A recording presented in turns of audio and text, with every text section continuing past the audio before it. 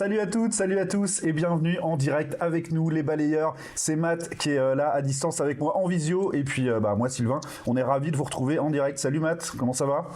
Salut Sylvain, ça va ? Eh ben ça va très bien.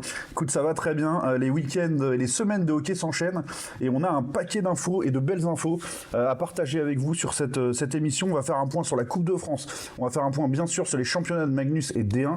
Et puis on va parler également de KHL avec Stéphane Dacosta, un petit point là-dessus. On va parler d'un Français gardien, buteur à l'étranger. Assez incroyable cette histoire aussi. Et puis tu nous as déniché aussi une histoire moins positive pour le coup d'une joueuse qui a été gravement blessée en lien avec le hockey, mais ce n'est pas une blessure due à un choc ou en tout cas si c'est une blessure due à un choc, mais pas à une autre joueuse. Donc voilà, on parlera de ça également. Voilà, on a un programme vraiment assez dense, donc on va pas lambiner des masses. On va pouvoir, je pense, si ça te va, saluer tout le monde, tous ceux qui nous rejoignent, et puis attaquer avec la coupe quand même. Bah oui, c'est les infos de la semaine surtout. On salue Nino, Lucas Meunier, Romain Machel, Pierre Meunier qui sont avec nous sur Kik. Et oui, c'est un beau programme aujourd'hui qu'on a, Sylvain. Avec cette dinguerie en Coupe de France, incroyable. Il y aura une équipe de D1 en finale. On en parlait quelques fois du gap, de la différence un peu de niveau entre la Magnus et la D1, qui a quand même une sacrée marche à franchir. Et en Coupe de France, on a quand même deux équipes qui nous ont fait mentir, et pas à moitié. Ouais, bah là, on parle de Coupe de France, on parle de magie de Coupe de France. Là, c'est le cas. Chambéry et Dunkerque qui nous font rêver, qui font sortir deux Magnus de suite. Et oui, en plus, c'est pas dû à un tirage, c'est pas dû à un coup de bol de tirage. Il a fallu sortir deux Magnus. Et pas des moindres. Dunkerque avait sorti quand même. Oula, attends. Aide-moi s'il te plaît. Moi, je t'entends parfaitement, Matt, donc je pense que ça doit le faire en tout cas. Au niveau... Chambéry avait sorti le Gap déjà. Mm-hmm.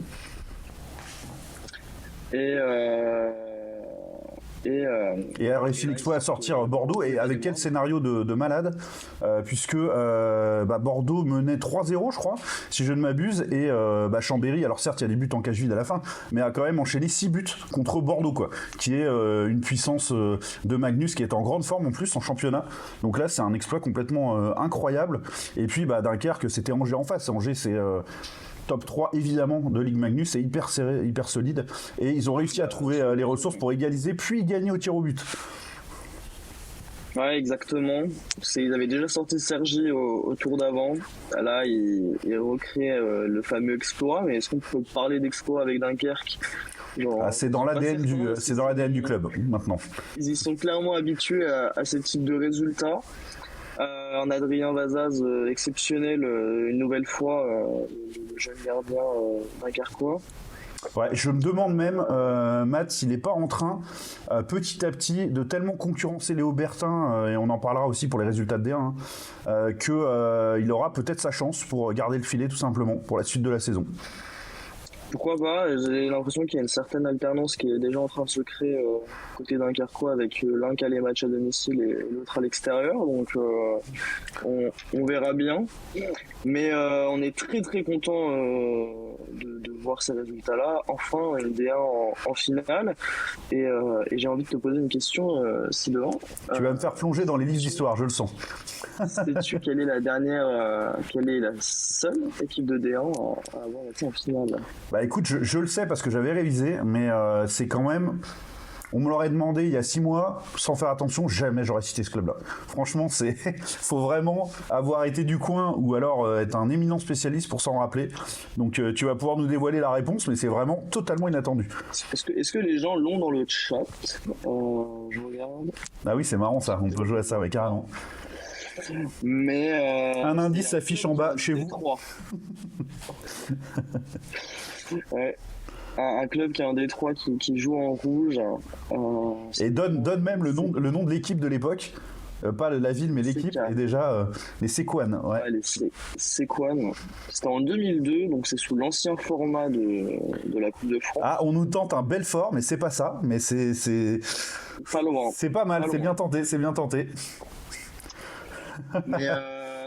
Mais 2002, et c'est une équipe qui avait réussi l'exploit de se qualifier en D1 sous un format spécial. Et je pense qu'on va pouvoir leur donner la réponse, Sylvain. Ouais, on a tenté Dijon aussi, mais c'est pas ça, les gars. Merci d'avoir joué un petit peu avec nous pour ceux qui l'ont fait. On a la réponse sur Kik. Eh ouais, joli. C'est Lucas Meunier qui nous dit Besançon. Et voilà, c'est ça. Ouais, on l'a aussi là. C'est exactement ça. Besançon, il y en a qui ont pris le temps de chercher sûrement un petit peu, ou dans leur mémoire, ou au fond de leur mémoire, ou sur les internets. Bien joué à ceux qui ont réussi à trouver la réponse. Mais oui, et c'était contre Rouen, qui avait eu un peu de fil à retordre au départ, en tout cas, puisque c'est même Besançon qui avait ouvert la marque, c'est ça, hein, sur la finale. Ouais, au bout de 5 minutes, il menait 1-0. En plus, c'était à domicile à l'époque, parce que les finales ne se jouaient pas encore à Bercy. Et ça devait être quand même une belle soirée de hockey pour les supporters de Besançon, même si le résultat, pour une finale, j'avoue que c'est pas le spectacle qui compte, hein, c'est la victoire. Mais voilà, fallait qu'on le note, parce que c'est pas la première fois qu'une D1 sera en finale. Mais 21 ans après, même 24, 22, excusez-moi. Ouais, 22, ouais. Non, parce que ce sera en janvier. Donc 2024. Ouais, puis à l'époque, je crois que à l'époque, c'était pendant la trêve en plus, la Coupe de France. Parce que c'était vraiment un format différent de l'actuel. Mais voilà, c'était la petite info du jour, le petit fun fact. Il y a déjà eu une D1 en finale. Et c'était un tout autre hockey à l'époque. Ça a bien changé depuis. Et voilà, on a deux. Voilà, Chambéry qui en plus, faut le préciser quand même, parce que c'est un débat qu'il y a souvent eu, qui bénéficie des licences bleues de Grenoble la plupart du temps, mais pas sur la Coupe de France. Et l'exploit est d'autant plus grand.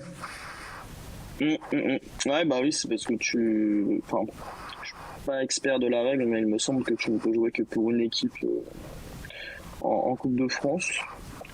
Et puis oui, quand on regarde sur le papier, je crois qu'il y a quand même des jeunes de Vaujany, mais ils ont commencé la Coupe de France avec Chambéry ou quelque chose comme ça. Mais non, il n'y a pas les Flavien Dair, il n'y a pas les Timothée Quatron, les Mathias Tachelet, je crois qu'ils n'étaient pas là. Non, il y avait juste, dans les jeunes qu'on voit en Magnus, il y avait juste Valentin Grossetête, hein, je pense, hein, ceux qu'on voit vraiment avoir du temps de jeu, quoi. Donc c'est quand même... Je n'avais pas Luke sur le match. Je sais pas s'il a joué. En plus, c'était contre Bordeaux. C'est la fameuse rencontre qu'on attendait. Et on avait pré-shot, la petite victoire de Chambéry qui rentre dans le bus avec Bordeaux. Écoute, à vérifier, mais il me semble qu'il a joué pour Chambéry. Ah, ok. Je suis pas 100% sûr, mais il me semble qu'il a joué. Et en tout cas, les recrues étrangères de Chambéry ont fait un sacré taf aussi. Se sont montrées présentes sur le... un beau travail. Il faut féliciter Chambéry qui développe les jeunes de la région avec un excellent Pierre Bergeron qui a été appelé pour ça d'ailleurs. Il entraîne la D1, mais il s'occupe vraiment de la formation et de la post-formation et de professionnaliser les jeunes. Et c'est clairement un exemple à suivre pour le développement du hockey en France, parce que c'est une réelle armée qui sont en train de créer à Grenoble. C'est vrai, c'est impressionnant, effectivement. Vaujany, Grenoble, Chambéry, et puis ça se trouve bien, ça respecte du beau hockey. Et c'est plein de futurs excellents joueurs qui sont en train d'être formés là-bas, et c'est plus positif pour le hockey français, même si ça fait rager certains le système de licence bleue. C'est sûr que quand c'est contre son équipe, c'est compliqué, mais faut penser à l'intérêt à nos équipes de France et aux Français en général. Puis c'est peut-être des joueurs qui joueront pour nos équipes dans les prochaines années, donc on sera bien content qu'ils aient connu cette formation là. Et tu vois, faut quand même féliciter Grenoble et tout ce qu'ils font avec leurs équipes affiliées. Ouais, complètement. Et puis alors hâte de voir cette demi-finale, puisque le tirage au sort donc a réservé ce Dunkerque-Chambéry, on l'a même pas dit en soi, mais bon, donc du coup on est sûr d'avoir une équipe de D en finale. C'est complètement fou. Je pense que toute la France du hockey, à part peut-être certains clubs concernés, l'espéraient, cette demi-finale, pour avoir une chance de voir une équipe un petit poussée en finale finalement, hein. Et ce sera le cas. Donc voilà, ça va être quand même très particulier, ce Chambéry-Dunkerque, puisque le tirage a permis à Chambéry d'accueillir cette rencontre. Ça va être quand même quelque chose d'assez dingue au milieu du championnat de D1 d'avoir un match avec tant d'enjeux comme ça. Voilà, il y a un ticket pour Bercy et imagine Mathéo que, je ne sais pas, un des deux, Grenoble ou Amiens, on va dire Grenoble est un peu en meilleure position aujourd'hui, soit champion de France de Magnus et remporte la coupe, ou soit en finale contre l'équipe de D1 qui se qualifie. Tu vois où je veux en venir ou pas? La Coupe d'Europe, normalement. Le deuxième ticket, il est pour qui? Ça sera Il est pour le champion, normalement le vainqueur de la coupe.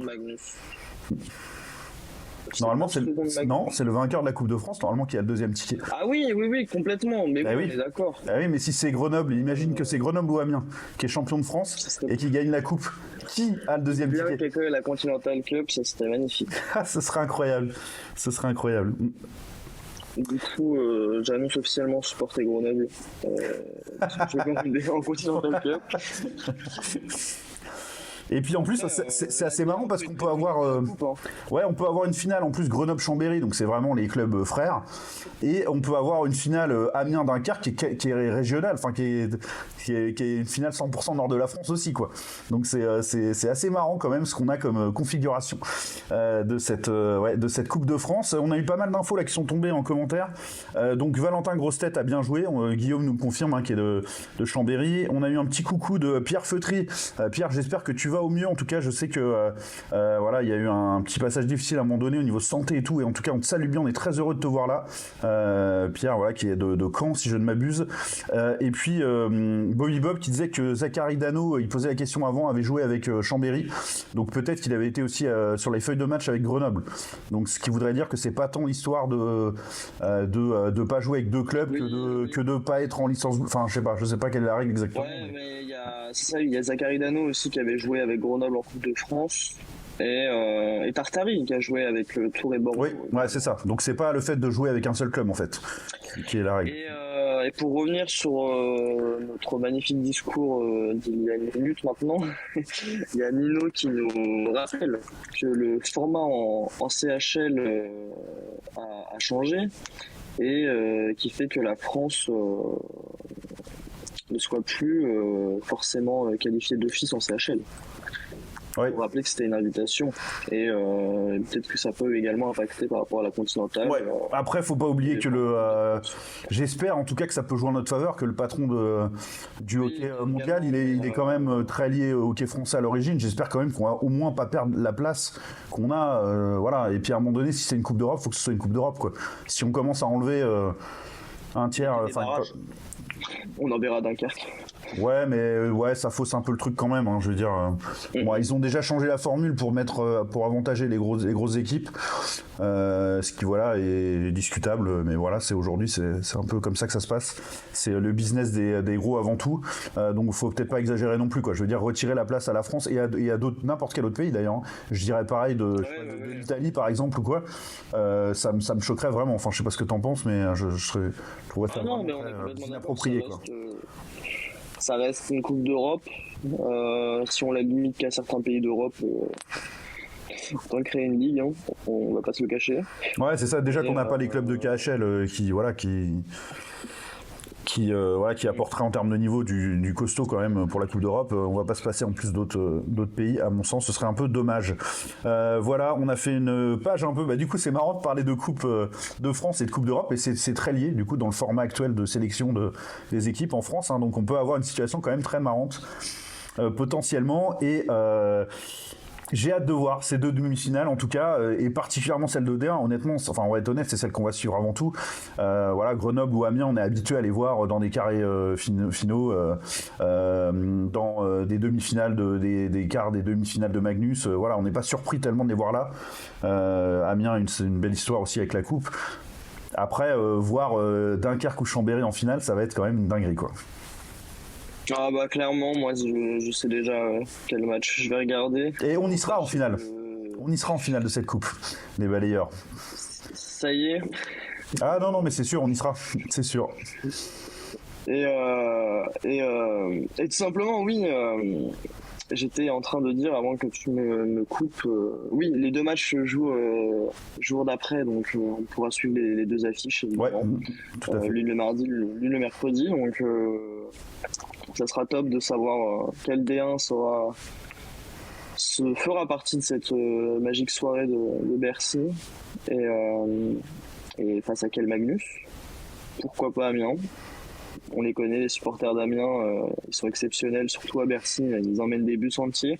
À Amiens-Dunkerque, je pense que Bercy tremblerait, mais... On pourrait l'appeler la finale King in the North, qui sera le roi du Nord. Ce serait marrant, mais en tout cas, on va voir évidemment toutes les meilleures chances à ces 4 équipes pour se qualifier pour la grande finale. Et puis voilà, j'espère que ça va susciter un engouement très fort. Et pourquoi pas aussi, et c'est déjà le cas un peu, faire parler la presse nationale, l'équipe, etc. du hockey, quoi, de cette belle histoire que va vivre une des 2 équipes de D1. Ouais, ben on a hâte d'y être aussi, on a hâte. C'est clair.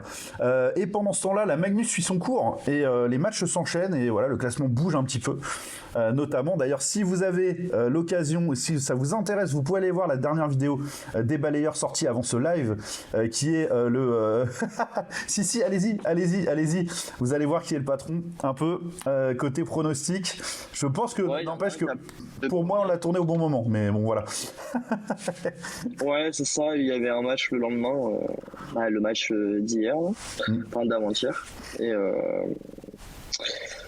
et ouais, ça aurait peut-être pu changer 2-3 trucs, mais c'est pas grave, c'est le jeu. De toute façon, on en refera un point en fin de saison, bien sûr. On comptera en fin de saison, c'est la fin de saison qui compte. Ouais, tout à fait. Pour rappel, on avait fait donc du coup nos pronostics sur le classement de la saison régulière de Ligue Magnus et également on a fait une draft de Magnus. On a sélectionné nos joueurs avec des règles et tout. C'était super sympa. Si vous n'avez pas vu ça, allez voir ça sur la chaîne YouTube des balayeurs. Et du coup, on a fait un petit bilan là de fin d'année.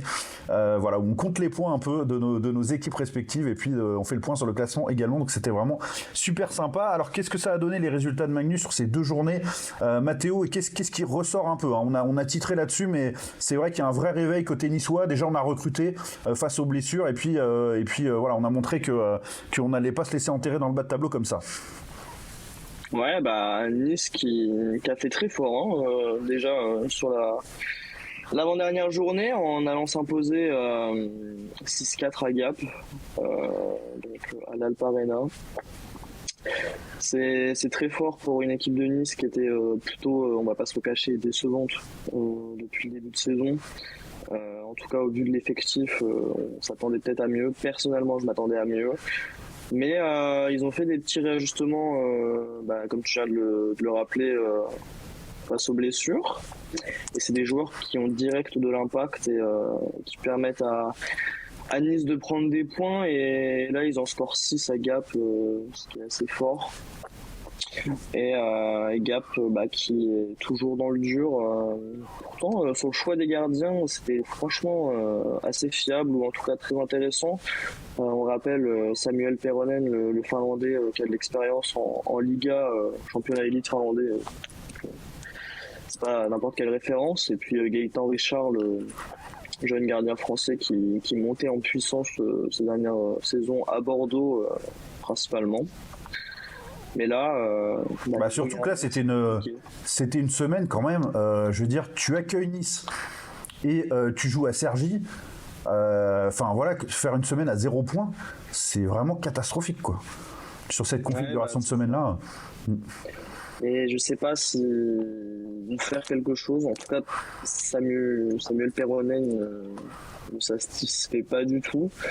Quelque part, on voit aussi l'impact et l'importance qu'avait Julian Junca, qui lui permettait à Gap de gagner ces matchs-là et en faisant des incroyables performances, de choper des points, même sur des matchs compliqués. Ouais, c'est là où on connaît les gros gardiens et les bons gardiens. Et là, c'est vrai que c'est compliqué. Après, faut pas non plus tomber dans l'excuse du gardien et mettre tout sur son dos. C'est, je pense, une excuse trop simple et un peu lâche. Tout à fait. Ouais. Collectif, c'est un match d'équipe. Les défenseurs ont de l'importance, les attaquants aussi. On le rappelle. Enfin, ça peut être peut-être paradoxal de dire que les attaquants ont un rôle défensif, mais on attaque en bloc et on défend en bloc. Hein, c'est le hockey contemporain. Hein. C'est ça. Et puis dans l'impact mental aussi. Si les attaquants font le taf et que si au bout de 10 minutes t'as déjà 3-0, je vais pas dire que c'est simple pour les défenseurs, mais t'as déjà sur l'aspect psychologique le dessus sur l'adversaire. Mais là, en 2 matchs, il marque 7 buts, donc on n'est pas sur une catastrophe une faillite offensive totale. C'est défensif pour ce match-là. Je pense personnellement que c'est lié peut-être aux gardiens et aux défenseurs, mais l'équipe restait belle sur le papier. Après, ça arrive parfois que la mayonnaise ne prend pas. Et visiblement pour Gap, c'est pas le cas. Pourtant, ils avaient fait des réajustements en début de saison. Ça a pu payer sur les premiers matchs. Mais là, c'est beaucoup trop compliqué pour eux. Et oui, et du coup, on a 5 points de retard maintenant sur la 9e place, celle de Nice. Donc voilà, faut faire très attention à pas se laisser trop détacher parce que ça peut aller vite. En Magnus, on sait. Pourtant, ils avaient gagné 6-0 à Chamonix. Je sais pas. Et ils ont peut-être pas réussi à réitérer la même performance. Ouais, tout à fait. Marseille qui avait commencé très fort avec une victoire contre Rouen, 4-3, et qui après a subi la loi de Bordelais qui sont en feu en ce moment. 1-5, à part sur ce match de coupe, évidemment, qui est honnêtement pas loin quand même de la faute professionnelle, parce qu'on le rappelle, prendre 6 buts de suite, 4 buts dans le jeu classique et puis 2 buts en filet désert certes, mais contre une D1, c'est quand même pas très glorieux de ce côté-là, mais en tout cas ça a été le seul accident de parcours côté bordelais, puisque quand même sinon on a très bien assumé son rôle avec une victoire contre Cergy et puis donc cette victoire à Marseille 5-1, et voilà, Marseille c'est pas facile à jouer cette année. Non, mais on le répète à chaque fois, maintenant c'est l'une des belles équipes de Magnus cette saison. Faut pas la prendre à la légère, limite faut pas la prendre comme un promu cette équipe là. Et puis je me suis fait la réflexion aussi, mais les 2 derniers promus de Magnus n'ont pas réellement quitté le top 5, c'est particulier, mais mis à part Briançon qui était monté et qui avait été mis en difficulté, là Marseille et Cergy c'est des promus de luxe entre guillemets, et ça explique aussi pourquoi on demande un dossier assez solide pour monter. C'est pour justement qu'on ait des équipes qui montent et qui soient capables de réaliser de telles performances. Cergy sur les 3 dernières années depuis qu'ils sont montés, leur pire résultat c'est la 5e place quand même. C'est parlant. Et puis Marseille, là c'est la place qu'ils sont en train d'occuper, donc on est content de voir que des promus ne viennent pas faire la lanterne, et puis on est content de voir du beau hockey aussi en Magnus. C'est des équipes qui sont capables de proposer une adversité à des grosses équipes comme Rouen, donc ça reste super pour les spectateurs et complètement, les Marseillais également. Ouais, tout à fait. Il y avait un très gros choc aussi qui était Rouen-Angers. 9 buts dans ce match, un match très spectaculaire avec une victoire des Dragons 6-3, c'était nécessaire après la défaite à Marseille, et globalement on sentait que la dynamique était quand même pas folle du côté des Dragons. Là on a remis un peu le Dragon au centre quelque part avec cette très belle victoire. Ouais, Angers qui se déplaçait avec un effectif réduit, ouais, faut le signaler, du championnat, Brody Reid qui est rentré au Canada quelques jours pour une raison personnelle, espérons rien de grave pour lui. Et puis il me semble que c'est soit Philippe Allais, soit Nick Moutré qui n'était pas là. Je sais que Nino va savoir nous le dire. Mais oui, il y avait des gros éléments d'Angers qui n'étaient pas là. Ouais. Les 2 meilleurs scoreurs. Donc pour te dire, le casque d'or, ça a été le défenseur Krapa V6. V6. Ouais, Matt. Qui est effectivement un gros scoreur pour un def. Mais c'est ça. Nino nous le dit, c'est Reid et Allais, donc c'est les 2 gros scoreurs de l'équipe, les 2 gros éléments, et puis se déplacer à Rouen sans ces gars-là, c'est compliqué. Et puis le score est peu flatteur, mais c'est la réalité des choses. Il y avait déjà 5-1 à la fin du T2. Ils ont réussi un peu à remonter à la fin du match, mais ça n'a pas suffi.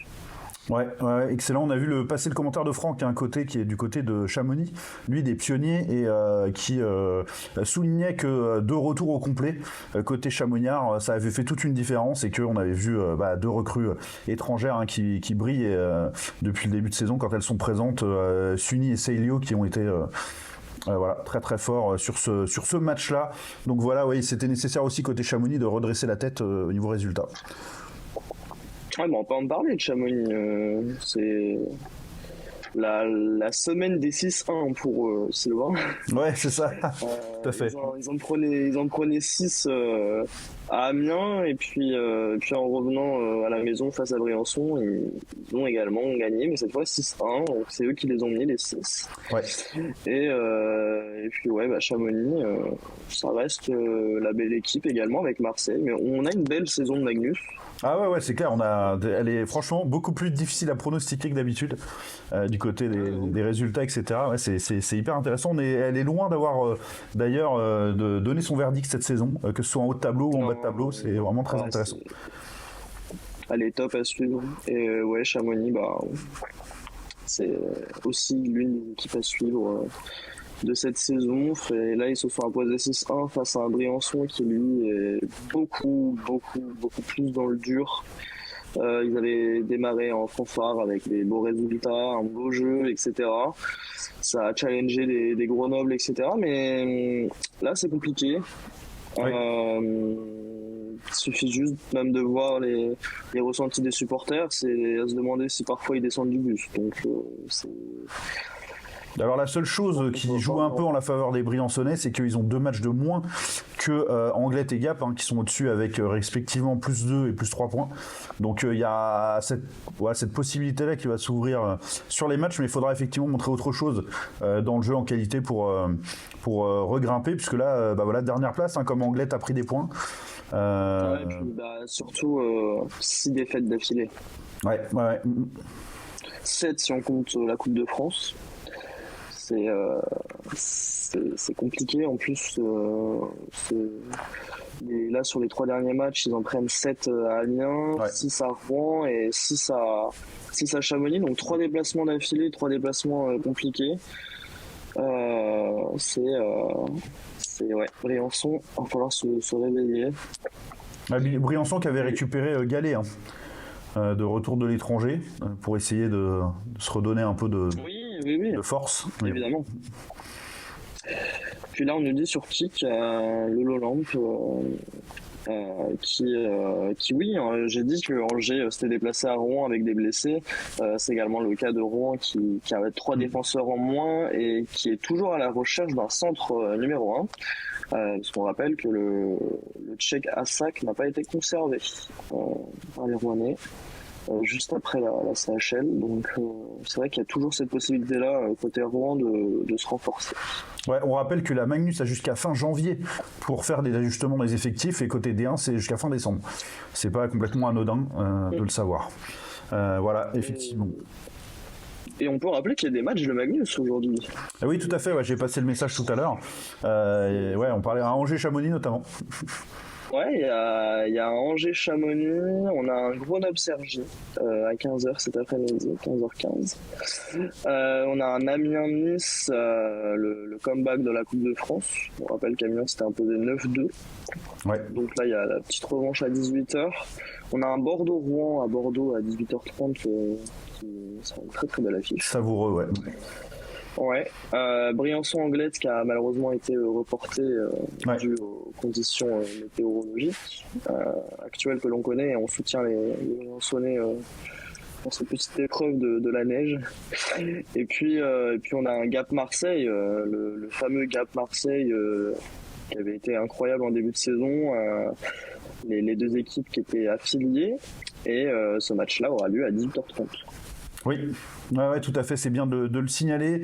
Pour cette page Magnus, on peut faire d'ailleurs un, si tu le veux, avant de passer à la D1, quand même un point, parce que je vais passer le commentaire d'ailleurs, parce que c'était à notre programme bien entendu, sur le cas de Nice, puisque le Nice d'aujourd'hui sera probablement pas le Nice de demain si tout se met en place comme cela a été évoqué notamment par Christian Estrosi, le maire de Nice, avec les Jeux Olympiques à venir en France, puisque la France étant seule candidate, il y a d'immenses chances pour qu'elle puisse accueillir les Jeux Olympiques d'hiver, et Nice serait le site pour le hockey sur glace. Et alors on a mis les petits plats dans les grands côté niçois pour répondre aux normes tout simplement olympiques. Ouais, à la base on n'était pas les seuls candidats, il y avait les Suisses également. Ouais. Et c'était passé en référendum, et puis le CIO a pas voulu attendre et a choisi en attendant la France. Et oui, dans la candidature, c'est la ville de Nice qui est choisie pour le hockey sur glace. Et ça parle de 2 patinoires, en tout cas pour les JO. Ouais, c'est ce qu'a annoncé Estrosi lui-même.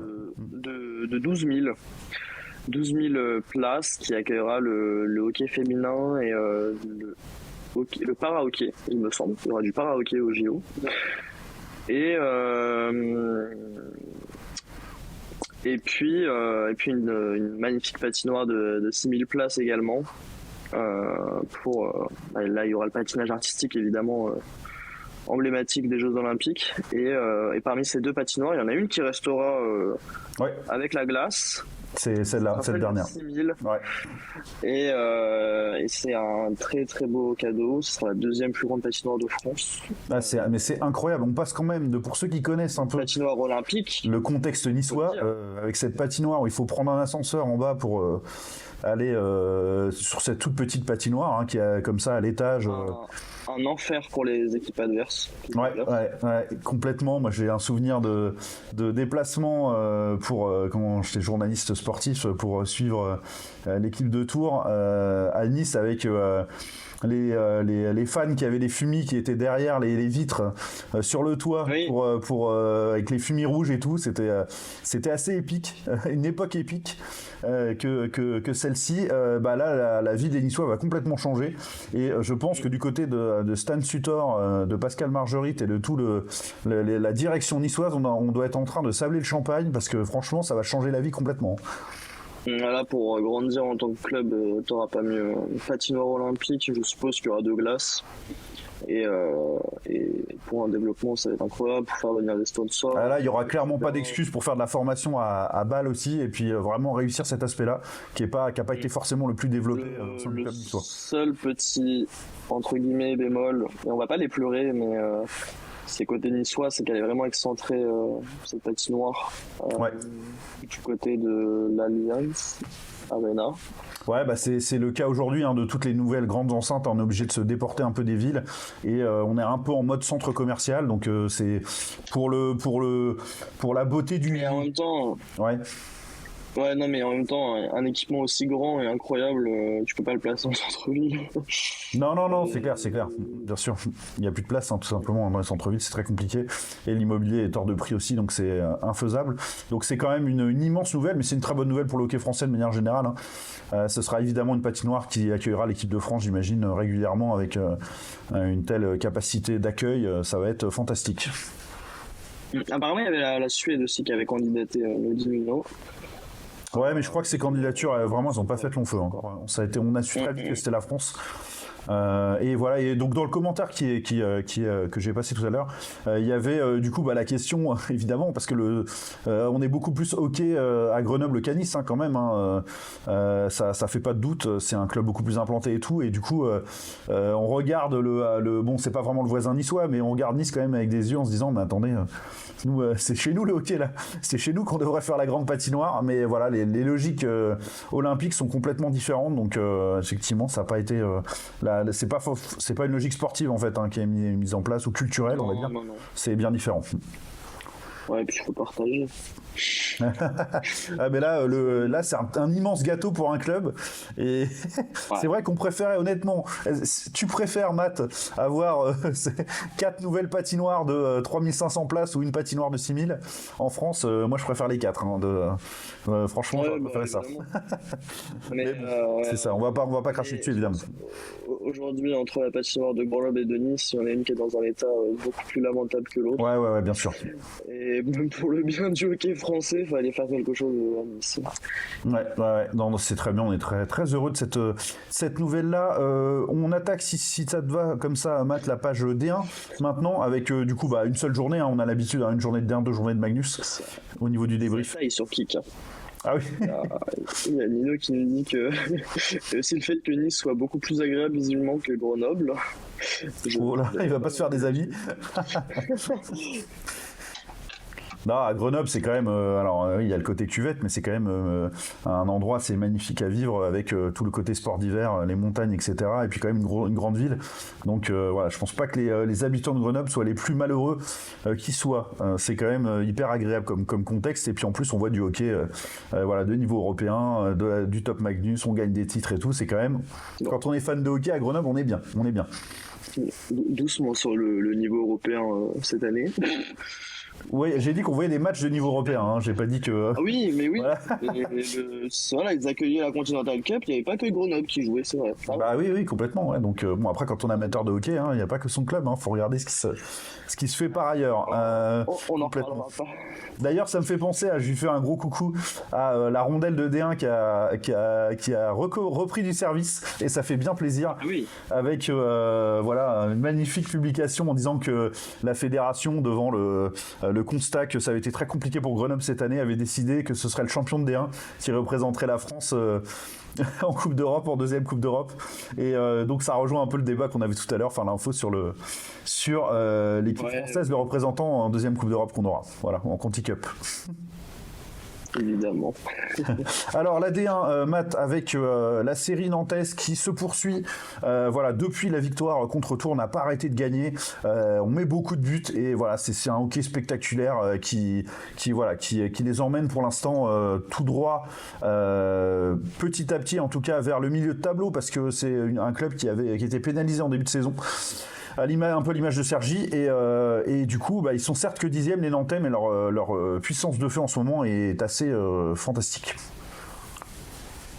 Ouais, complètement. Nantes, ils sont sur 6 victoires d'affilée.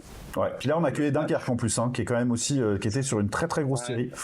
Ouais, c'est 5-0 à la fin du premier tiers. Ouais, on a vite su qui allait ressortir avec la victoire de ce match, même si la fin de match a été plutôt à l'avantage des Dunkerquois, mais c'était déjà plié de toute façon. Donc ça n'a pas exactement la même saveur. Donc au classement, ça fait que Nantes revient à la 10e place avec en plus un voire 2 matchs de moins, suivant les adversaires. Avec moins 6 points, parce que sinon il serait 4e, il me semble. Ouais, c'est ça. Il serait 4e avec un match de retard sur les 3 premiers. Ouais, c'est ça, c'est assez fou. Ouais, ils ont un rythme de haut de tableau, évidemment. Mais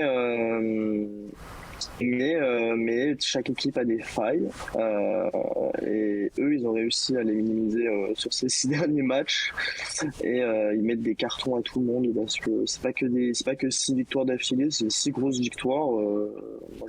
À Morzine ils en avaient claqué 11, là 5 face à Dunkerque. Ah oui, on a senti vraiment que les vannes s'ouvraient.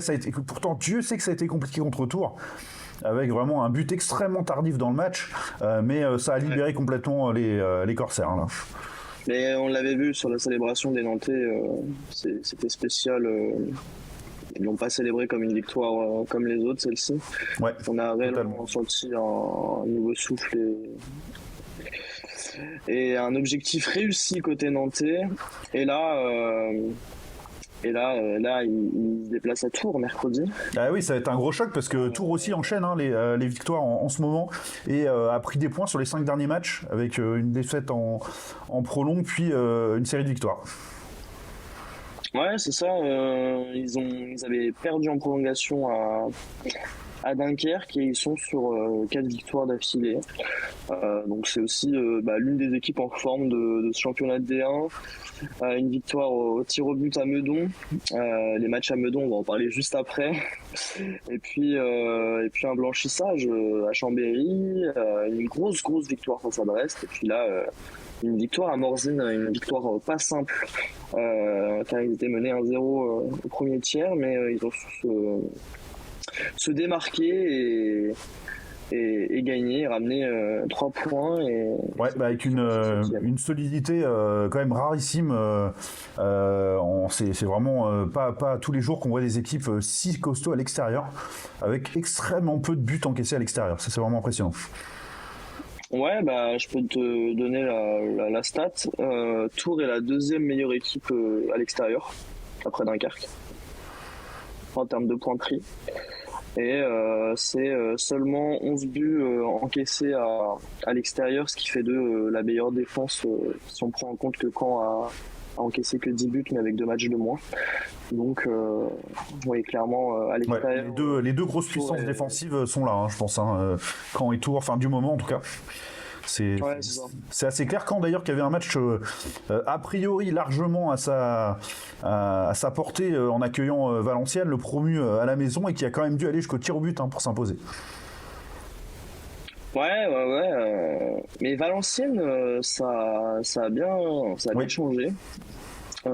Sur les derniers matchs, en fait, je pense qu'il y a eu une période d'adaptation au nouveau championnat.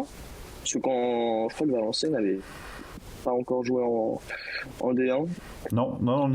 L'époque récente. Ouais, non, effectivement pas. Et voilà, il y avait cette période de réadaptation pour Romain Sadoine et puis tout l'effectif.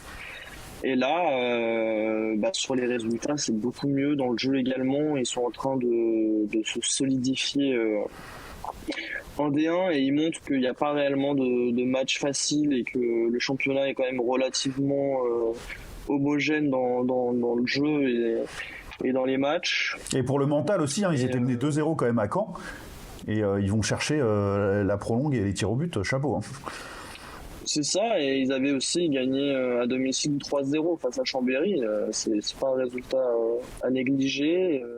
À Brest, pareil, ils avaient perdu seulement que 5-4. Et ouais, ils sont en train de rehausser le niveau et de se mettre à l'échelle de la D1, et tant mieux. Et puis, je pense que certaines équipes, pareil, auraient préféré les jouer en début de saison, mais là, la Valenciennes de début de saison et celui d'aujourd'hui, c'est réellement deux phases différentes. Ouais, complètement, mais c'est un peu l'effet inverse pour Mont-Blanc qui avait commencé sur les chapeaux de roue sa saison, et qui accuse le coup un peu avec une nouvelle défaite à Brest. Brest qui globalement sur les 5 derniers matchs a un bilan tout à fait positif, emmené par notamment Dubé, Mirnov, etc. Ouais, c'est ça, c'est comment dire, une inversion de dynamique, une dynamique miroir avec Brest. Mont-Blanc, on en a parlé un petit peu en préparant le live, mais à un moment je crois qu'ils étaient 2e, 3e. Ouais. Ils sont sur 6 défaites d'affilée, donc ils suivent le chemin inverse de Nantes. Et puis ouais, Brest qui a rééquilibré son équipe. C'était un souhait du coach après la déroute à Tours de faire en sorte d'être beaucoup plus solide défensivement déjà. Donc il a changé son système défensif comme l'avait fait Tours également pour se réajuster. D'ailleurs ça paye. Et pour Brest et pour Tours. Et puis voilà, il a dit qu'il voulait impliquer beaucoup plus ses attaquants dans le jeu défensif. C'est pareil, c'est ce qu'on disait tout à l'heure. Et puis voilà, ils veulent quand même construire bien, mais être solide défensivement. Et puis il y a aussi eu un réajustement des lignes, parce que voilà, tu viens de le dire, Joey Dubé, Abnel, Mirnov, c'est les 3 scoreurs, mais entre guillemets, il y avait que ça à Brest. Et il a fait en sorte de les séparer pour les associer à d'autres joueurs et pour qu'il ait beaucoup plus d'armes offensives et d'outils et plusieurs lignes qui scorent en fait. C'était le choix du coach, en tout cas c'est ce qu'il avait dit avant le match. Et puis bon résultat quand même pour Brest. Ouais, tout à fait. Et d'ailleurs, je regarde là en voyant les 7 matchs, il y a eu 3 matchs qui ont été jusqu'au tir au but. Alors on parlait de la Magnus qui était passionnante, mais alors la D1 c'est une folie absolue, comme toujours, dont alors les 2 autres matchs qui sont allés au tir au but, il y a Chambéry-Cholet, c'est ça, et puis le Strasbourg-Neuilly aussi, voilà, un Neuilly qui avait besoin de prendre des points urgemment. Là aussi, la série était compliquée et puis la saison est compliquée de toute façon de manière générale du côté des Bisons. Et là, on a quand même trouvé les ressources pour aller gagner, s'imposer sur la glace de Strasbourg, qui est, comme on l'a dit, dans le trio de tête. Ouais, c'était un match assez fou. C'était le match du retour de Villers-Salainen en D1. Et puis il l'a très bien marqué, hein. Il est auteur d'un très beau but en one-timer et d'une belle assist. Et puis Neuilly qui va s'imposer à Strasbourg. Et on le répète, mais on va le répéter à chaque live, l'une des équipes les plus compliquées à aborder lorsqu'elle joue à domicile. Et ils ont clairement fait le taf, Sylvain. Ouais, tout à fait. Ouais, donc, on le dit, victoire 4-3, faut quand même aller marquer 4 buts à Strasbourg, c'est pas évident, forcément. Enfin, 3 buts, et puis s'imposer au tir au but. Donc, ouais, belle perf de Neuilly, qui du coup prend 2 points. Qui lui permettent de passer devant Morzine, hein, qui du coup a été défait, on le disait par tour, hein, les Pingouins de Morzine Avoria. C'était d'ailleurs le retour à Morzine de Stéphane Gros, hein. J'y pensais tout à l'heure à Morzine quand tu parlais d'ajustement par rapport au niveau de la D1 et de Valenciennes. C'est exactement ce qui est arrivé à Morzine, hein, sous Stéphane Gros, qui avait pris un peu de temps avant de saisir la température de cette D1, mais qui après avait tout à fait performé honorablement et s'était sauvé de cette manière-là.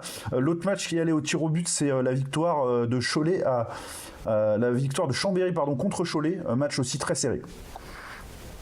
Ouais, Cholet a longtemps mené ce match.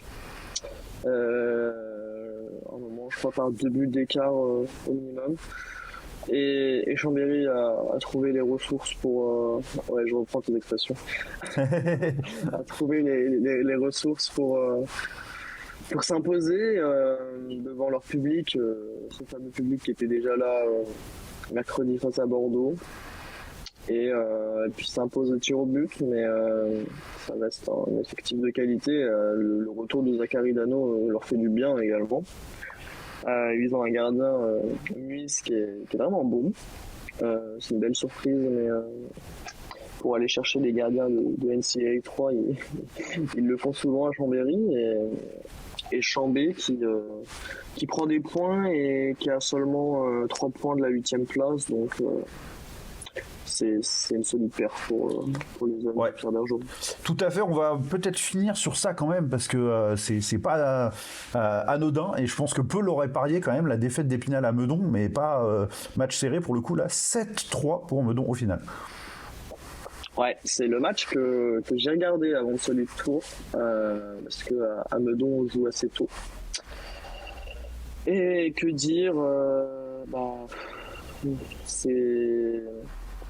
c'est particulier parce qu'Épinal joue un beau hockey quand même, mais là sur ce match ils ont été très très vite mis en difficulté. On rappelle qu'Antoine Bonvalot est absent depuis 2 matchs. C'est quand même pas anodin, t'es clairement le numéro 1. Je pensais pas qu'il serait aussi important dans cette équipe. Visiblement il me faut mentir. C'est le jeune Pacôme Courtoison. Pacôme Courtoison qui gardait les cages d'Épinal jusqu'au 5e but. Et c'est compliqué parce que ça allait vite pour lui. Les étrangers de Meudon, c'est des étrangers de qualité. Moi, j'ai vu un but de Max Kaufmann. Alors, c'est pareil, c'est comme Junkas.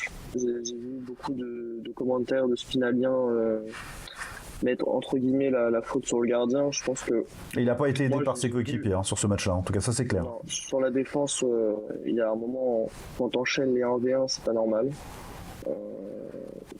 Ça reste un match de hockey, c'était pas une séance de tir au but, donc moi quand je vois énormément de breakaway, je me pose la question de qu'est-ce qui se passe-t-il côté défense Épinal, est-ce qu'il les place trop parce qu'il prône ce jeu offensif ou non?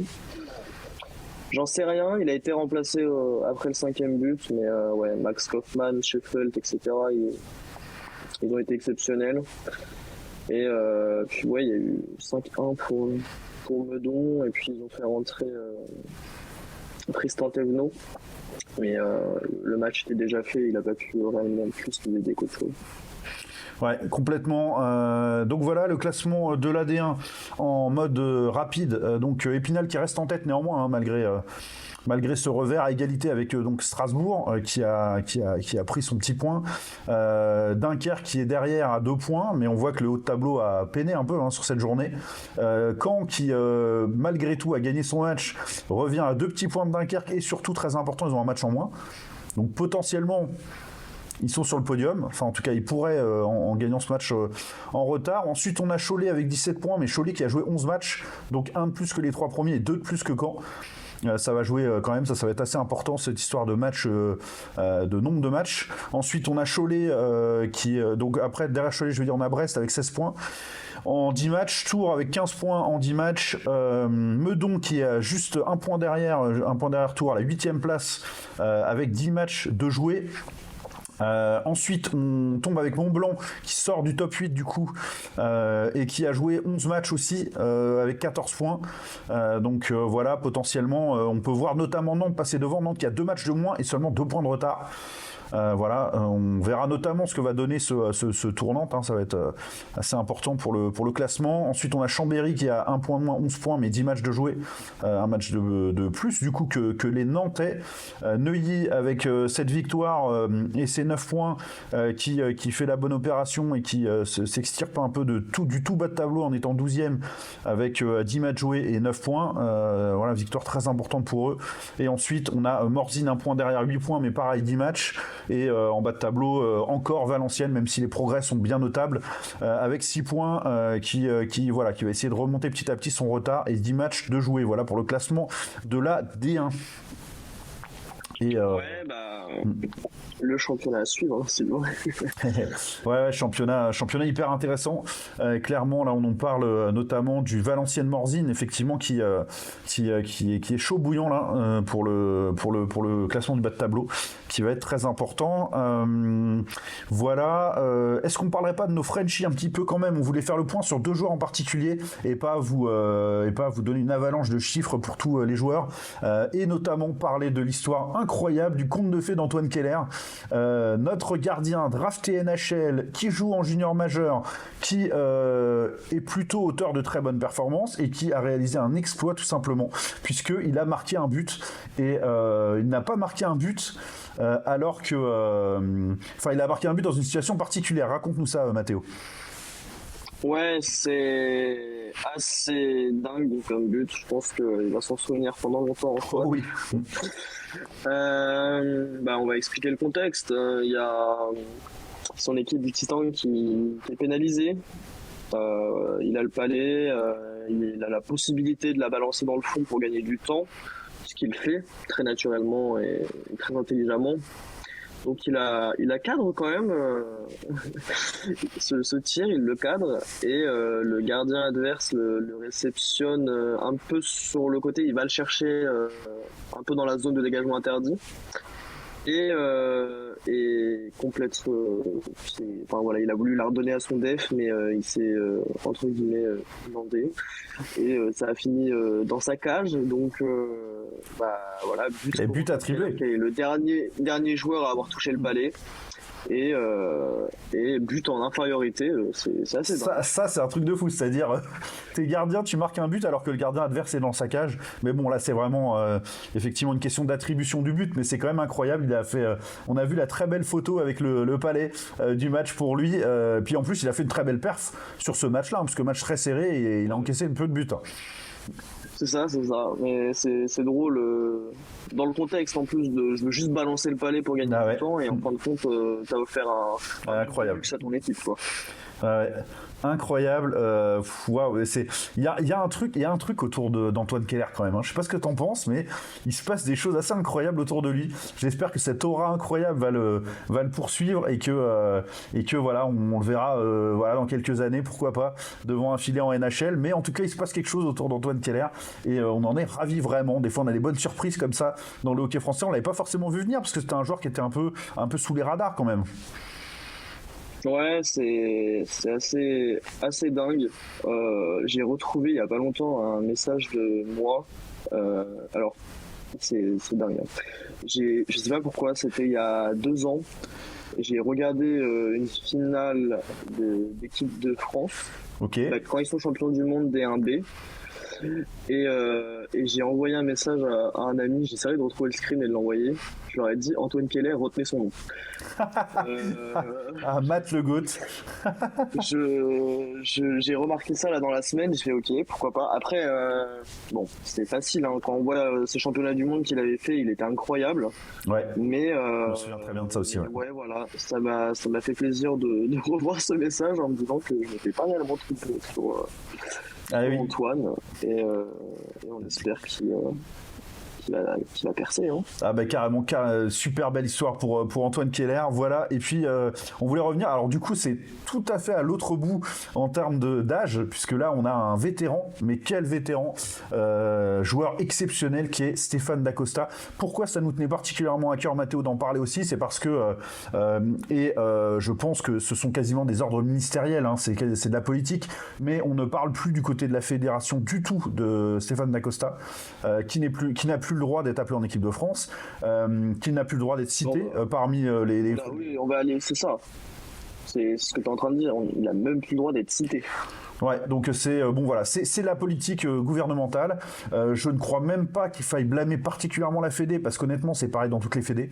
Il y a cette espèce de poids politique par-dessus assez terrible et honnêtement pleinement ridicule à mes yeux, quand on sait que Stéphane Dacosta n'a pas attendu, n'a pas signé dans le contexte actuel en Russie. Il joue en Russie depuis toujours, enfin depuis tellement longtemps. C'est une star en Russie, c'est une star de la KHL, il a le droit de gagner sa vie et d'aller jouer au hockey là-bas. Il ne fait pas de politique, il ne participe pas aux échanges politiques autour de ce qui se passe en Ukraine, etc.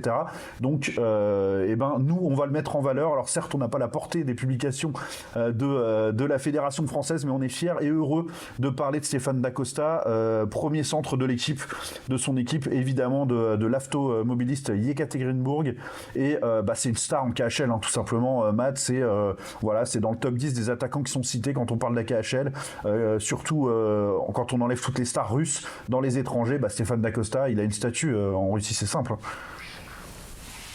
Ouais, mais que dire de plus, Sylvain? Je ne peux que te laisser parler de lui, parce que je connais ton amour pour Stéphane Dacosta, et qui en France est mieux qu'avec toi pour en parler. Beaucoup, mais en tout cas oui, j'ai une passion pour ce joueur, c'est clair. Non mais c'est compréhensible, hein, c'est un joueur magique, un joueur all-star, Stéphane Dacosta, et c'est vrai que c'est triste qu'on n'en parle plus en France, parce qu'il mérite quand même. Surtout qu'on arrive un peu, je ne souhaite pas, mais on arrive sur la fin de carrière, et le fait 34 ans, Stéphane Dacosta. Le fait qu'elle soit effacée de cette manière, je trouve ça entre guillemets honteux, et c'est limite si en fait il va arrêter sa carrière sans que personne le sache, sans que personne ne le félicite. Et c'est pas normal, parce qu'il fait partie des dignes représentants du hockey français. C'est un des voilà, moi je vais pas tourner autour du pot, hein, c'est un des plus grands joueurs qui a porté le maillot national de l'équipe de France. Et quand je dis dans les tout meilleurs, c'est dans les tout meilleurs. Franchement, à part Christo Huet, je sais pas si aujourd'hui on a. En termes de talent, c'est Antoine Roussel et Pierre-Edouard Bellemare, évidemment, qui. Ouais, mais j'adore et Roussel et Bellemare. Mais ils n'ont pas le quart du talent de Dacosta, vraiment. Je parlais plus en termes de carrière, mais oui, en termes de. Ouais, tu as raison. Talent, c'est indéniable. Dacosta fait partie des meilleurs talents mondiaux. On va pas se le cacher, hein, on va le dire. Je suis même pas par cheveux. En tout cas, c'est ce qu'on en pense. Ouais. Enfin, moi, oui, voilà. Je sais que toi aussi, mais personnellement, un one-timer à la Dacosta. Puis écoute, regarde les stats quand même. Il a été blessé en plus cette année. Le contexte est quand même pas évident pour lui, hein, parce que ça l'affecte aussi forcément aussi. En 33 matchs, il met 26 points. 9 buts, 17 assists. C'est le 3e buteur et le meilleur passeur de son équipe. Sachant que les deux qui le devancent en termes de points, ils ont joué 6 matchs de plus que lui. Et c'est le 23e meilleur pointeur de KHL avec le nombre de franchises qu'il y a et le nombre de joueurs qu'il y a. Voilà, c'est tout simplement, voilà, c'est un des joueurs marquants, décisifs de KHL depuis des années, et c'est ça qui l'a fait choisir par les clubs là-bas quand il était, malheureusement, il n'a pas réussi son trou en NHL. On rappelle que c'était, on regardait ça tout à l'heure pour vérifier tout son parcours exactement. C'était quand il a eu sa dernière chance en NHL à Ottawa. Que finalement il a glissé en AHL et qu'il s'est trouvé cette place dans le club mythique du CSKA Moscou. Ouais, c'est quasiment un point par match. Pour revenir sur Stéphane Da Costa, c'est quand même quelqu'un qui a goûté à la NHL. Faut le rappeler, mais c'était vraiment pas un contexte simple pour lui dans une équipe en difficulté et dans un rôle attribué qui n'était pas forcément le meilleur au vu de ses qualités. Et je pense que c'est pour ça qu'il n'a pas réussi à percer à Ottawa. Mais voilà, il a quand même marqué la KHL. C'est un joueur All-Star là-bas, très, très clairement. Et puis la KHL, c'est quand même la 3e meilleure ligue du monde. Voilà, je le dis, j'ai pas le droit de le dire. Tu dis 3e, toi ? Moi, je suis pas loin de dire 2e. La HL, quand même, c'est... Ah non, c'est meilleur que la HL. Non, mais il n'y a pas photo. Ah non, laisse tomber. Tu penses ? Ah oui, non, mais sans aucun problème. C'est clairement au-dessus de la HL. Ah mais oui, tous les jours.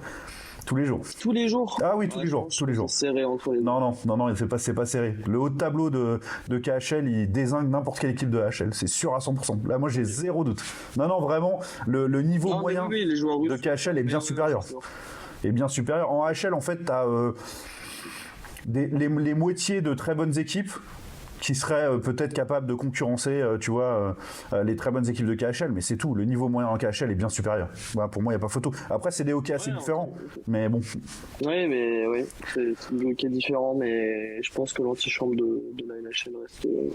Ouais, mais c'est plus compliqué que ça, parce qu'en fait, la HL, c'est l'antichambre de joueurs nord-américains de NHL, en fait. Mais la NHL, c'est constitué tellement de joueurs européens en plus.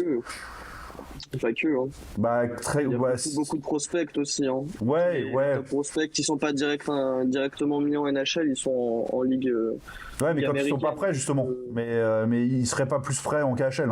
Proche. Ouais, oui. Non, c'est une très belle ligue. J'adore la HL, pas de problème. Mais moi, même devant la HL, je mettrais la ligue suisse d'élite, moi, perso. Non, je sais pas. Alors, niveau moyen. Après, je sais pas, Suède, Finlande, à voir tout ça. Mais parce que t'as tous les joueurs qui ont les contrats two-way qui jouent en AHL, etc. Ouais, mais c'est ceux qui font les allers-retours. Est-ce que tu les comptes à l'année ? Les meilleurs attaquants d'AHL. Ah, ça, les meilleurs attaquants d'AHL sont au top, ouais, je suis d'accord. C'est du très très haut niveau. Ouais, mais c'est vachement dilué dans les équipes. Des gars qui n'ont pas forcément percé en NHL, mais pour certains, c'est qu'une question de gabarit. C'est aussi ça, faut le rappeler, c'est pas que du talent si tu perds pas en NHL. Et pour moi, la Ligue américaine, ça reste incroyable. Après, je dis pas que Pierrick Dubé, c'est un top attaquant de KHL non plus, mais... c'est beaucoup plus dilué en AHL pour moi, les talents. Ouais, mais c'est hétérogène comme ligue. En tout cas, ce qui est sûr, c'est que tu fais une équipe de MVP, des meilleurs joueurs d'AHL face à la KHL, même je te dis, même face au championnat suédois, finlandais, suisse, je suis sûr que la HL gagnerait pas facilement ces matchs. Je vois, voire même, je pense qu'il les perdrait. Finlande, je suis pas certain. Ouais, Finlande, ouais, je sais pas, on peut discuter, ouais, effectivement. Mais bon. Mais ça reste, tu vois, regarde, non. Comment tu mets mais ouais, c'est... Mais donc on en revenait à Stéphane Da Costa, dont on parlait évidemment, c'était pour mettre en valeur lui, qui, voilà, légende en Russie. Ligue, ouais. Et oui, voilà, il a... Donc CSKA pendant quelques années, et puis après il a fait juste une année en Suisse, à Genève, voilà, où qui s'est fait plaisir en le faisant signer, et puis après il est revenu à l'AFTO, après il a fait le Lokomotiv, et après Kazan, et après de nouveau l'AFTO. Voilà, il n'y a pas de mal à se trouver des équipes en KHL, avec l'impact qu'il a dans le jeu, et voilà, et sur les performances des équipes où il joue. Ouais, c'est ça. Fallait qu'on en parle. Ouais, on y tenait vraiment. On va finir cette émission, si ça te va, avec quelques petites histoires nord-américaines. Bon, la première, c'était la grosse news. Au niveau des transferts de joueurs, etc., c'était l'arrivée de Patrick Kane à Détroit quand même, donc franchise mythique, joueur mythique. On parlait de talent technique incroyable. Voilà, Patrick Kane, c'est une figure de NHL aussi, et un des joueurs les plus talentueux qu'on ait vu sur la glace contemporaine de NHL. Voilà, c'est quand même une sacrée hype de le voir arriver aux Red Wings de Detroit. Ouais, c'était très moyen aux Rangers. Ouais, mais les Rangers ont ce don-là d'éteindre complètement le talent de certains de leurs joueurs. C'est assez incroyable, quoi. Ouais, c'est dingue. C'est vrai que c'est dingue à New York de si mal exploiter les talents, même les prospects tout court. Mais... En tout cas, il n'a pas percé là-bas. Détroit, je suis curieux de voir comment il a été incorporé dans cette équipe et comment ça va se passer, mais on verra bien. Patrick Kane, c'est lui aussi l'une des légendes de la NHL, on va se le cacher, en tout cas sur l'époque moderne. Ah oui, complètement. Qui ne connaît pas Patrick Kane? C'est le joueur américain, c'est le joueur qui représente le hockey américain pour moi, enfin des États-Unis. Ouais, il aura sa place au Hall of Fame. Ah oui, sans problème, bien sûr. Histoire aussi très positive et incroyable que celle de William Lassell. Tu veux terminer sur une histoire négative, ça veut dire, d'accord. Non, on terminera sur un clin d'œil positif à des amis du hockey, si ça te va. Comme ça sera positif, tu vois, ça, si ça te va. Mais on a parlé un petit peu de Sani Akala ou... Non, pas du tout. Non, là j'étais sur. On en parlera juste après. Ouais, on était en Amérique. Comme on est dans l'Amérique du Nord, c'est ça. On va y rester un petit peu. Et on va parler de William Lassell, la petite info sur laquelle je suis tombé de RDS, une petite interview. Et écoutez bien. J'appuie sur ce mot. Ouais. William Lassell, c'est. On ne fera pas la sourde oreille. Ouais, c'est ça. Bien comprendre le jeu de mots juste après, qui joue en Ligue 3A 18. Et c'est un gardien, en plus à ce poste, c'est particulier, qui est sourd à 100% de l'oreille gauche et à 75% de l'oreille droite. Ouais, c'est quand même sacrément handicapant de ce côté-là. Ouais. Ouais, et pour autant, il a des stats impressionnantes. C'est 14 victoires, 3 défaites, pourcentage d'arrêt de 92,7%. Il a été draft par Rimouski. Ouais, parce qu'en gros, hein, pour vous faire un peu le schéma sur le hockey nord-américain et québécois en particulier, le Junior 3, c'est le plus haut niveau et celui qui, en fait, est la porte d'entrée vers le Junior majeur. Donc voilà, il y a vous savez, c'est des lettres, les catégories au Québec, et donc le simple lettre A, c'est le plus faible, double lettre 2A, c'est plus fort, et le triple A, c'est le niveau le plus haut. En fait, en junior, en dessous, en tout cas en préparation du junior majeur, ce sont des joueurs plus jeunes, et après on passe pour les meilleurs joueurs du junior 3 en junior majeur. Voilà. Ouais, c'est ça. C'est comme des étoiles en fait. On peut dire, c'est une étoile, 2 étoiles, 3 étoiles. Ouais. Et puis en Ligue de jeunes, il y a la Ligue hockey junior majeur de Québec. Après, on a l'OHL, la WHL qui ont à peu près le niveau. Ouais, c'est tout le hockey junior, effectivement, canadien. On t'a perdu, Matt. En tout cas, moi, je ne te vois plus et je ne t'entends plus. Donc, refais-nous signe pour que je puisse t'ajouter à l'émission. Mais ouais, incroyable histoire que celle de William Lassell. Ah si, je t'entends, c'est bon. Je t'ai retrouvé. Nickel. Je sais pas ce qui s'est passé, mais est-ce que tu nous entends, toi, encore? Ouais, c'est bon. Nickel. Vas-y, parle pour voir. J'espère qu'on t'entendra, mais oui, c'est bon. Okay. C'est bon. Nickel.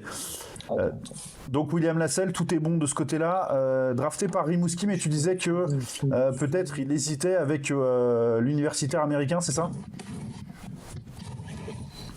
Ouais, alors je ne crois pas que Matt m'entende, mais nous on l'entend parfaitement. Donc il a juste pas de retour sur le son, je pense. Donc voilà, drafté par Rimouski, mais il hésitait à jouer dans l'universitaire américain. William Lassell, donc on verra un peu ce qu'il en est de son côté. Et voilà, dernier point avant de faire un coucou à nos amis du PodCheck, notamment. On fera le petit point tout à l'heure. Hop, petit recadrage rapide en attendant de retrouver Matt. Pour un événement un peu dramatique, malheureusement, qui est arrivé à une joueuse internationale d'excellent talent, qui s'appelle Sani Akala et qui a 26 ans et qui a été victime d'un choc contre le poteau d'un but, alors que voilà, Matt devrait me rejoindre là. Tu as mis tu es parti en avion en fait, tu as intégré oui, je voyage là. Bienvenue. Est-ce que vous m'entendez bien? J'ai un petit problème, pas du tout pro. C'est tout simplement que j'ai mes AirPods qui se sont éteints. Ouais, ce qui est fou, c'est qu'on t'entendait encore en fait, alors que toi tu ne t'entendais plus. Ouais, donc non, pas de souci. Incroyable. Pas de souci, mais bon, on a rétabli le. Donc j'avais fini de parler de William Lassalle et j'évoquais le cas de Sani Akala, qui s'est donc blessé gravement à la suite d'un choc contre le poteau de but. Et qui a annoncé être paralysé de la poitrine jusqu'aux pieds. Donc c'est terrible, hein. C'est évidemment la fin de sa carrière pour elle. Alors elle a fait un message plutôt optimiste, hein, qu'elle allait se battre pour aller mieux, et mais c'est quand même assez dramatique ce qui lui arrive, hein. Ouais, c'est contre une cage en plus, c'est même pas contre une joueuse. Ouais. C'est dramatique, c'est un deuxième drame qui survient juste après celui d'Adam. Ouais, d'ailleurs, en passant, info quand même pas anodine, hein, mais tout le monde l'a sûrement vu passer, mais ça y est, la Fédé a officiellement demandé, en tout cas rendu obligatoire le port du protège-cou pour toutes les équipes à partir de janvier. Ouais. Du 15 janvier pour être précis. Ouais, c'est ça. La seule problématique sera Magnus à la D2. Ouais, ce sera de se faire fournir. La D3. C'est ça. Et pour la D3 et les autres catégories, l'ensemble des licenciés, ce sera à partir de mars 2024. Ouais. Ouais, c'est complètement cohérent et c'est bien que ça a été fait. Après, on espère que tout le monde sera livré en temps et en heure. Et voilà, j'imagine que c'est quand même pas une pièce d'équipement qui coûte extrêmement cher. En tout cas, il faut l'espérer. Je sais pas, entre 30 et 50 euros. Ouais, donc ça fera un petit investissement pour les clubs, mais quand il s'agit de la sécurité des joueurs, faut pas rigoler avec ça. Et de toute façon, il y en avait plein qui en avaient déjà, hein, en fait, et qui les utilisaient pas trop. Donc il y a eu une interview dessus par une chaîne télé entre Chamonix et Grenoble justement. Et c'était Sacha Trey qui expliquait que lui il le portait déjà avant l'événement, et qui comprenait pas pourquoi lorsqu'on avait la possibilité de le retirer, pourquoi certains le retiraient, parce que c'est un équipement qu'ils connaissent, hein, c'est pas nouveau pour eux, c'est quelque chose qu'on porte quand on est en catégorie jeune, il fait partie de l'équipement obligatoire, et c'est juste un retour aux sources pour tout le monde. Ouais, totalement. Là, on a un petit message pour l'équipe de Paris des Remparts. Il y a un championnat, effectivement, en tout cas des tournois qui sont organisés de Paris en France. On en parlera au moment venu, évidemment, aussi du para. Sachez qu'en tout cas, ce sont des sections dans les clubs qui sont ouvertes à tous et pas simplement aux handicapés, hein. On peut tout à fait participer aux entraînements et puis faire des petits matchs avec eux. Il y a juste quand ça passe au niveau international que là, du coup, c'est évidemment et tout à fait logiquement réservé aux personnes en situation de handicap, mais en tout cas bravo à tous ceux qui font vivre le para en France, et puis voilà, on espère que ce championnat va bien se dérouler, que l'équipe de France va continuer de progresser et de nous aligner des bons résultats. Voilà pour le petit clin d'œil, et on pouvait même finir par un autre clin d'œil, Matt, avec des copains médias hockey aussi également. Mais évidemment, on va les saluer parce qu'ils nous ont salués. Je parle évidemment du PodCheck, ce fameux podcast que vous pouvez retrouver sur toutes les applications et sites si vous écoutez votre musique, par exemple, pour pas citer, mais Spotify notamment. Et c'est nos amis, j'ai peur de me tromper sur les noms, mais il y a Nino Maldinez, Samuel Trocaz également, et Thomas Hollock, qui animent ce podcast et qui nous ont fait un petit clin d'œil dans leurs 2 derniers podcasts. Ouais, super sympa. On vous remercie évidemment, et on incite nos spectateurs à aller écouter, parce qu'en fait ils traitent de l'actu hockey également. sur un ton sérieux et humoristique, un peu comme nous, mais sous format podcast. C'est une plus grande équipe et là vous allez avoir beaucoup d'infos, même sur les championnats étrangers. La NHL, c'est beaucoup plus précis et puis voilà, ils font un travail de qualité et il faut leur faire une belle pub parce qu'ils le méritent amplement. Complètement. Et puis, comme c'est l'occasion un peu en cette fin d'émission, je salue aussi tous les copains de Hockey Archive, de Slapshot, tous ceux qui font vivre les groupes aussi sur Facebook ou sur les réseaux sociaux. Il y a All the Hockey in the World qui est super sympa, qui est notamment animé par nos amis Gapençais, et puis d'autres. Voilà, n'hésitez pas si vous voulez passer un petit mot aussi de votre côté à mettre en avant toutes les initiatives. Il y a Nicolas Bott qui fait un super boulot aussi de relais de tout ce qui est médiatique sur les différents réseaux sociaux et qui est très très très très, très chouette. Donc voilà, on a de la chance quand même parce qu'on a une petite communauté de fans de hockey, mais qui passe du temps et de l'énergie et puis investit aussi dans du matériel et choses pour faire vivre ce hockey là et en parler. Donc bravo à tous ceux qui le font et à toutes celles qui le font, c'est génial. Ouais, et puis on le sait, le hockey, on n'en vit pas en France, donc tout est fait par passion et il n'y a rien de plus beau. Ouais, exactement. C'est une super conclusion. Un grand merci de nous avoir suivis. 1h20 d'émission. On n'a pas chômé, mais on avait beaucoup de choses à vous dire et ça nous tenait à cœur. Tout ce dont on a évoqué. Ne manquez pas la prochaine vidéo. Ouais, c'est ça. Trop long. J'ai ma petite lumière aussi à côté qui chancelle. Je pense qu'elle ne tiendra pas beaucoup plus longtemps. Mais en tout cas, voilà, continuez à nous suivre. Si ça vous plaît, le contenu, etc., à partager autour de vous. Ce serait super sympa aussi et très apprécié. Et puis, voilà, notre chaîne YouTube, à ne pas manquer. C'est là où vous verrez le replay de cette émission. Et c'est là également aussi où vous avez toutes nos vidéos, une par semaine, sur des tier lists, des classements, des duels, des tu préfères, on s'éclate avec Matt sur cette chaîne. Donc vous allez découvrir très prochainement, après celle sur le bilan un peu de nos pronostics, celle qui arrive va concerner le junior majeur, Matt. Ouais, on s'est amusé à la faire et on souhaite parler un peu plus du hockey de chez nos cousins québécois, parce que ça reste des belles images qu'on a en France et des beaux championnats à suivre. Ouais, tout à fait. Et on voulait parler un peu de junior majeur et vous verrez, ça va être top. Ouais, il y a eu petit fou rire, en tout cas, voilà. On n'est pas loin des larmes sur certains logos de junior majeur. Donc voilà, si vous connaissez des amis au Québec du hockey, partagez-leur cette vidéo qu'on sort très bientôt, mercredi, parce que je pense que ça vaudra le détour. Allez, salut tout le monde, passez une très bonne suite de dimanche. Et puis on vous embrasse, vive le hockey. Salut la famille.